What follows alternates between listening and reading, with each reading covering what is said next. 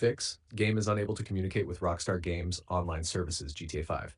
If you're seeing the error message, open quote, the game is unable to communicate with Rockstar Games Online Services in GTA 5, it usually means there's a connection or authentication issue between your game and Rockstar's servers. Follow these proven fixes step by step, close quote.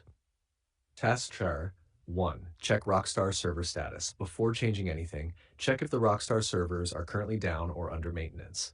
If servers are offline, wait a while and try again later. The issue might not be from your side. 2. Restart game and launcher. Close GTA 5 and Rockstar Games Launcher completely. Open Task Manager, end all Rockstar and GTA related tasks. Relaunch the launcher as administrator. This refreshes your network session and often removes the error.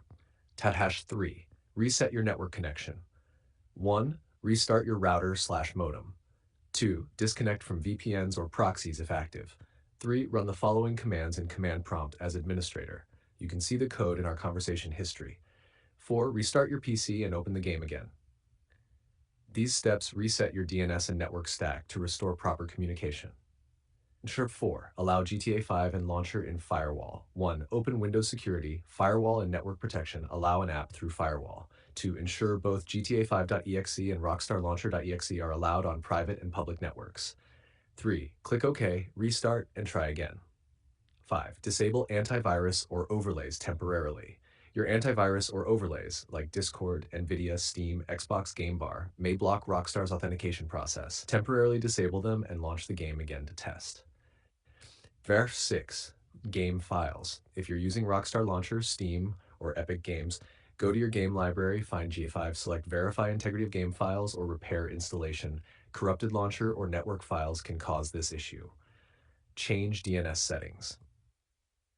Switching to a faster DNS can help resolve Rockstar connection issues. 1. Go to Control Panel, Network and Internet, Network Connections. 2.